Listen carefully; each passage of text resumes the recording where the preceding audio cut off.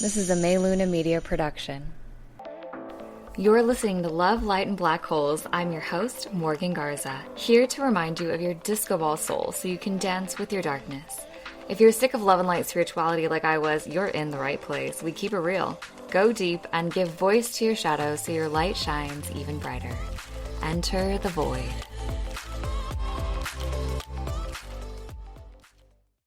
Welcome back, Shame Slayers and Shadow Sparklers. I'm so excited to dive into another episode of wild and wonderful magic with you this week. But before we get into this week's topic, I wanted to quickly remind you of my Chiron Shadow Report, which is down below in the show notes. You can grab it.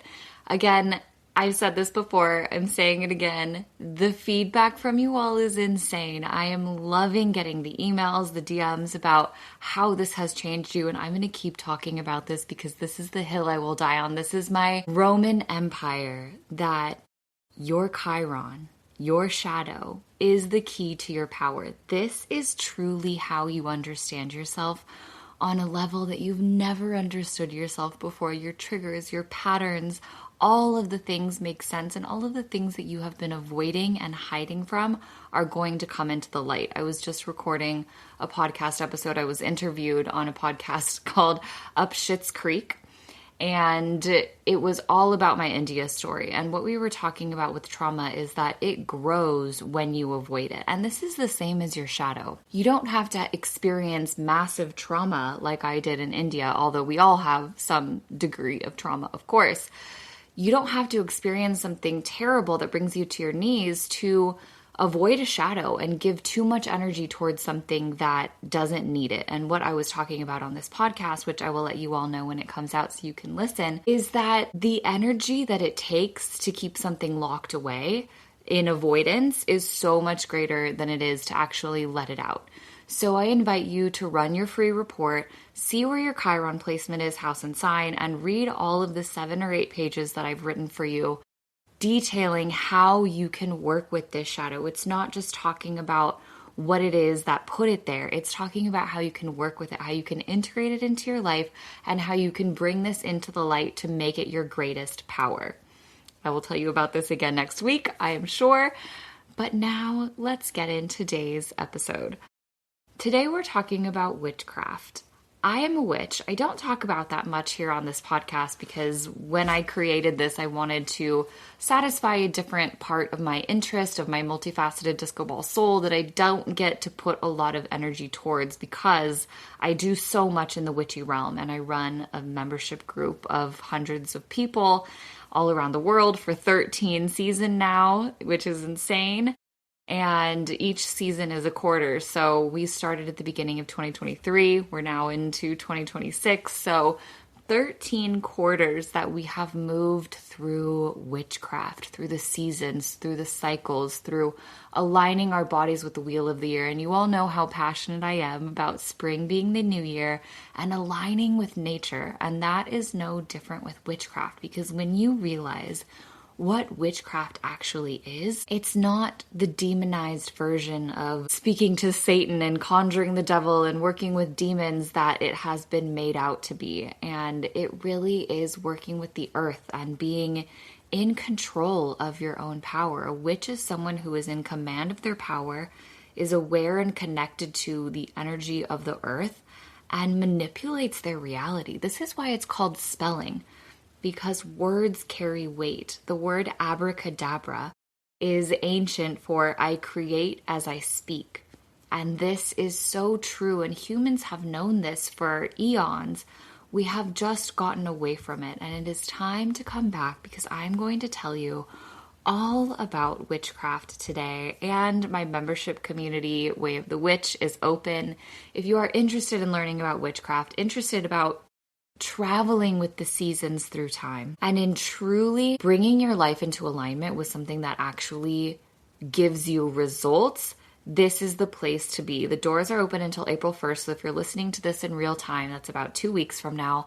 And this is the greatest community ever. I created what I was seeking, and when I created this community, I was in the depths of despair. I was fresh off open abdominal surgery to remove fibroids.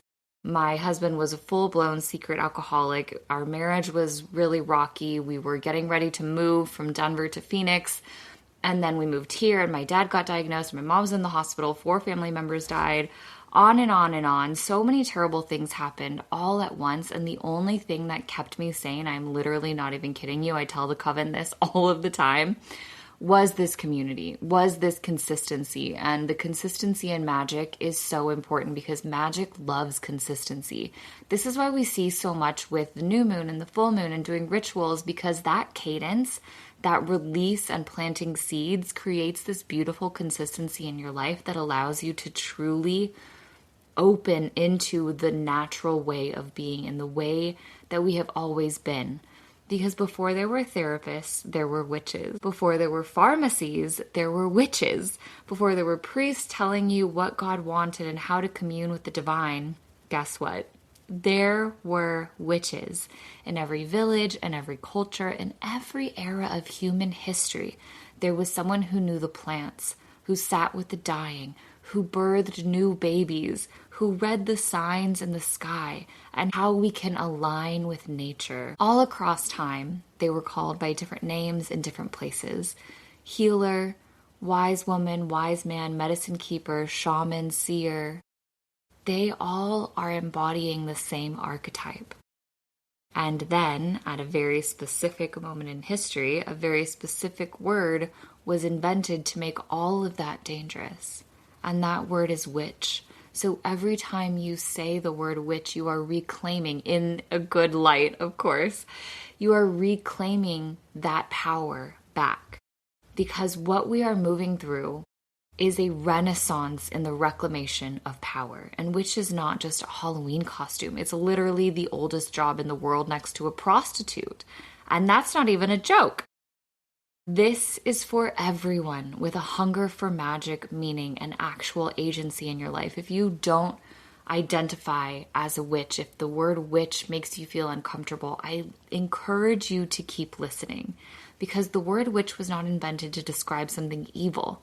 It was invented to criminalize something powerful. And there's a difference, and let's get into it. Here's a little history to give you context to how meaningful and powerful this role, this magic, this connection can be in your life. In pre-Christian Europe and across indigenous cultures worldwide, the person we now call a witch was the most essential person in the community. They were the herbalist and healer, the one who knew which plants stopped a fever, which ones helped a woman through difficult labor, which ones erased pain at the end of life, and which ones to avoid because they were poisonous. They were the grief keeper, the one you went to when something unspeakable happened, and they were the seasonal tracker, the one who knew when to plant, when to harvest, when to gather, when to rest. They understood cycles because they lived inside of them. And this was infrastructure. Every community had one. Witchcraft refers to a set of practices and beliefs that involve harnessing natural and spiritual forces. Healing, guidance, divination. That's the actual definition. These people read signs to help others navigate their lives. There's a therapist, a doctor, a spiritual director rolled into one, and they lived down the road and brought you eggs and herbs and remedies and tinctures and salves. And this wasn't only a woman. This spanned gender, but of course, women were primarily in this role because men were doing other roles. But then came the witch trials. The 15th through the 18th centuries in Europe and America weren't hysteria. They were trying to eradicate something that was as natural as a leaf going on a tree. And those practicing witchcraft often faced persecution, discrimination, and, of course, death. And this was a great way to get rid of anyone in their personal power. But look at who was targeted: healers, landowners, women who didn't defer, anyone whose knowledge or independence threatened the church or the state. The trials weren't about evil and communing with the devil. They were about control and eradicating and erasing an entire way of being, an entire connection to the earth and to healing and to a way of creating a different way of life. And what was actually being burned was autonomy. an indigenous knowledge, an embodied spiritual practice that didn't align with the church. The idea that you could have a direct relationship with the sacred without an institution mediating it. The word witch was weaponized, and for centuries it worked. It drove the practice underground for those who managed to stay alive during the trials, into whispers, into grandmothers' kitchens, into folklore traditions that looked innocuous enough to survive. And this is why we have things called eye of newt and toe of frog. Those were not literal body parts of animals. They were code words for herbs that were on the blacklist, basically, and were demonized. So people had code words for things that they used in daily life that still had very much use in remedies and in healing. They didn't burn witches because they were dangerous. They burned witches because the knowledge was. And that knowledge survived anyways, and it always does. And here we are in this beautiful renaissance in 2026, where there are witches making hundreds of thousands of dollars, if not millions a year, based on their craft. There's books, there's podcasts, there's entire communities like mine that are open to this. An estimated 1 to 1.5 million people practice Wicca or paganism or some version of the in-between. I'm an eclectic witch, kind of have like a patchwork of things that I like and enjoy and that work for me and that I've tried, and have created this beautiful quilt of different practices from different traditions. And this is this is what we have recorded from, interestingly, the Catholic World Report.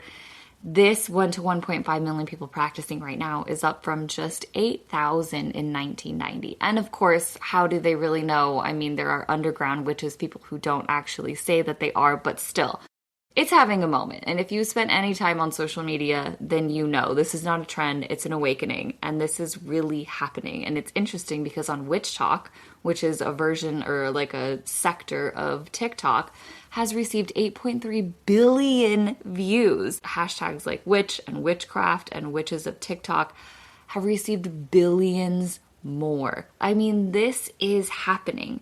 And it's not just a pretty aesthetic that we put on for Halloween. This is a way of life. This is a way of being. And this is a lifestyle that is truly beautiful.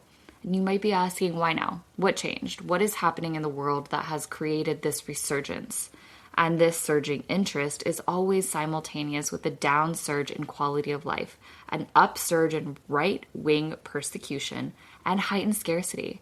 We are living inside all three of those conditions simultaneously right now. The organized religion is putting pressure on us in ways that doesn't feel natural. It is really demonizing groups of people, marginalized groups of people. And participation in organized religion is slumping, while spirituality is rising. And it's younger people that are making the leap because they are seeing that this way doesn't work anymore. And they're not becoming less spiritual in general. They're just becoming less religious, less willing to outsource their power, which is exactly what organized religion wants. And so what people are looking for is something that's real, something embodied, something that connects them to the earth, to their own body, to other people, to the cycles and seasons around them that we have been forcefully disconnected from, which again is why I'm so passionate about spring being the new year and January 1st being nothing but a day to start soup. Because this isn't just women's work, and it never was.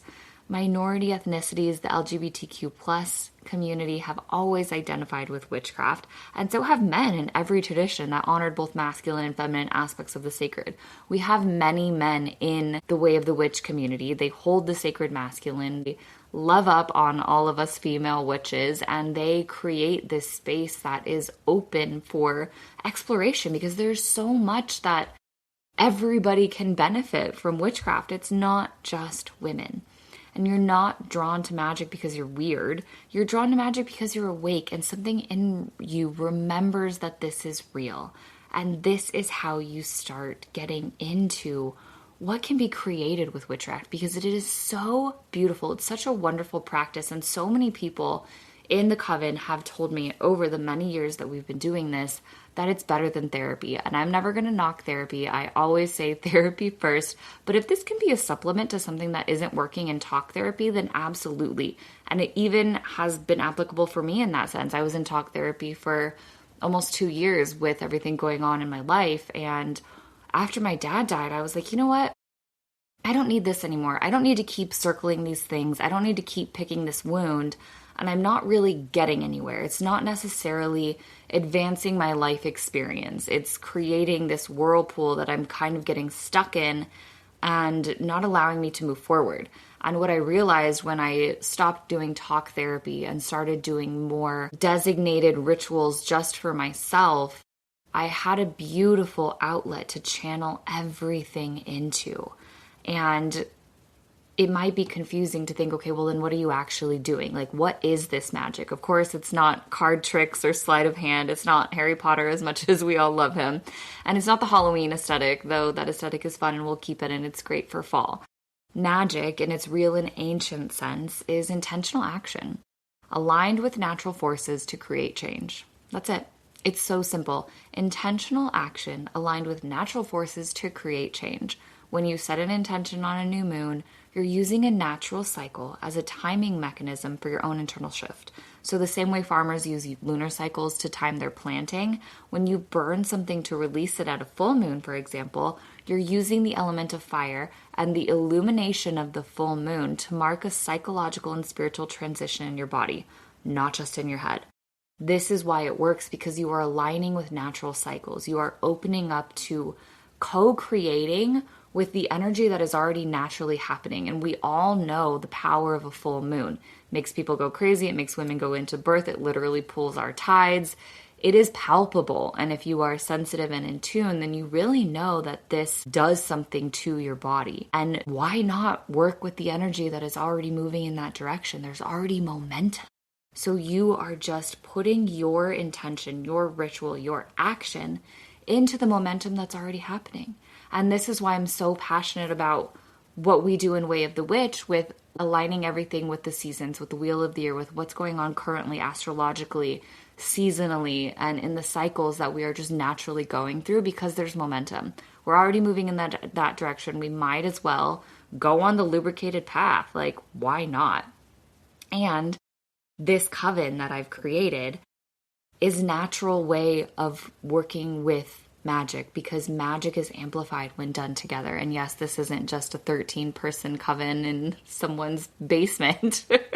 We've expanded. We're digital. We're in the digital age. We're using the technology available to us. But the results that people get in this coven are insane. The results that people just get with magic in general are insane, because magic is amplified when practiced together. And this community piece is huge, because the coven was never meant to just be this social gathering. It's accountability, it's co-regulation, it's shared wisdom, and it's a container where you can be your full strange self and have that be exactly right. And if you've ever felt like you're the only witch in town and nobody understands you, this is the place to be. Way of the Witch is for anyone who is hungry for real practice, not theory, not more content to consume, practice.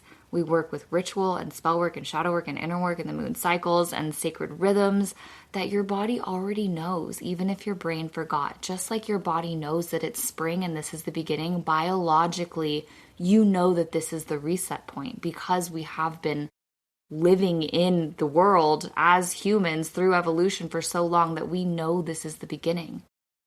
In Way of the Witch, we have live classes and calls, and we have a community of people doing this alongside you, which, as we just talked about, is the whole point. And it's not a women's club. This is for everyone, for absolutely everyone with a beating heart and a hunger for magic and a willingness to actually show up for it. Like I said, the link is in the show notes.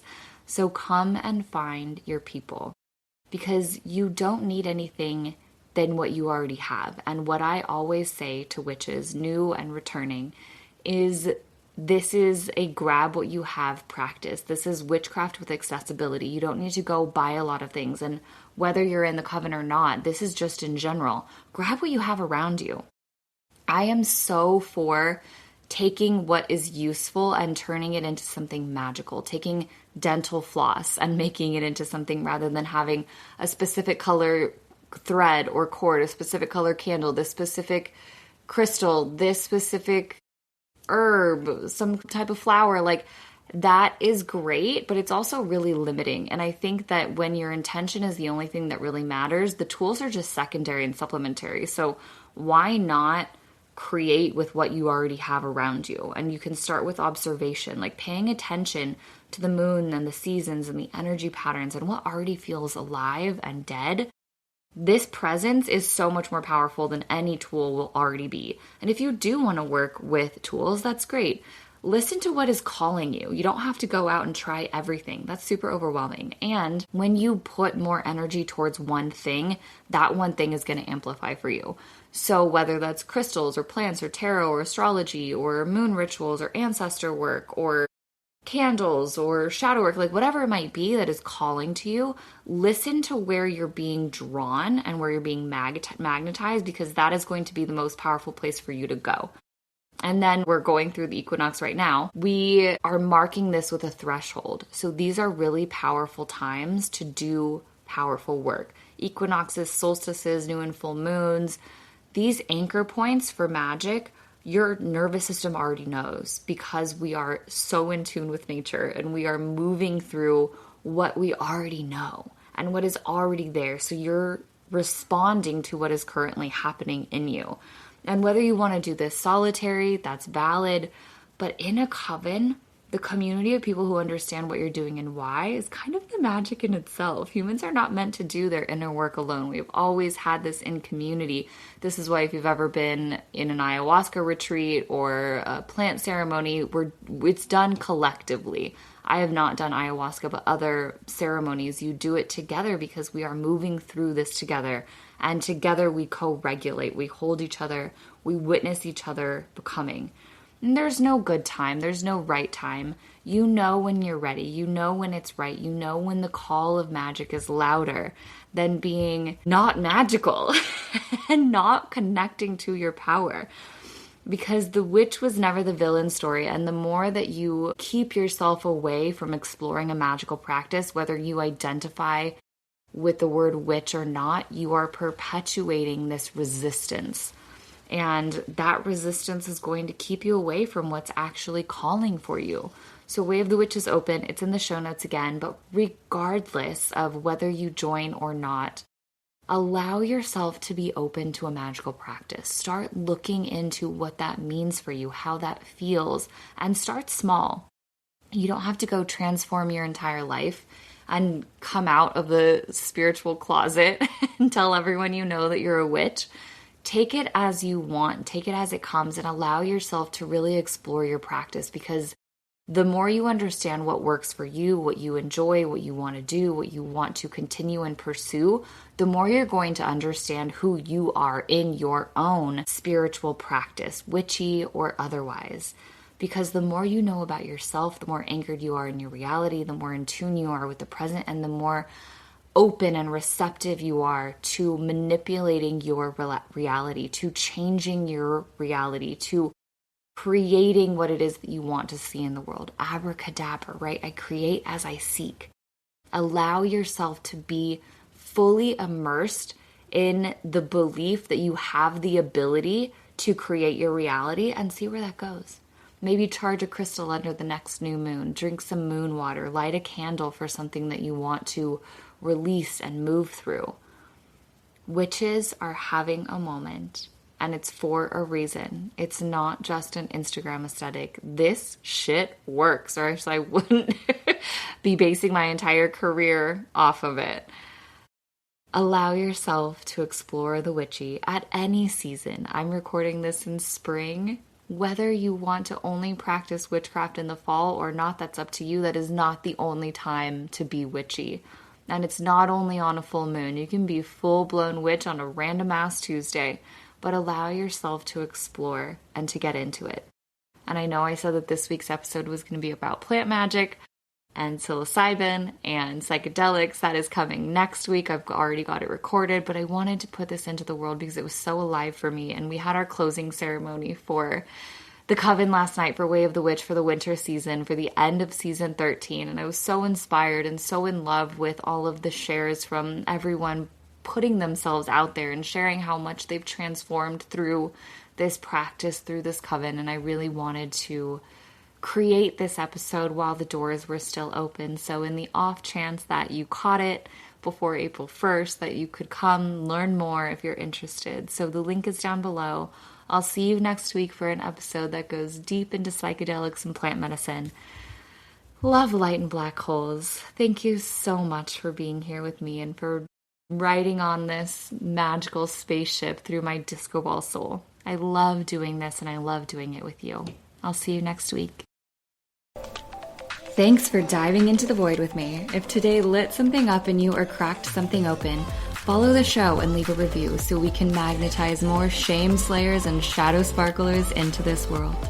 Want more? Step through the portal at lovelightandblackholes.com. That's where the wild magic lives.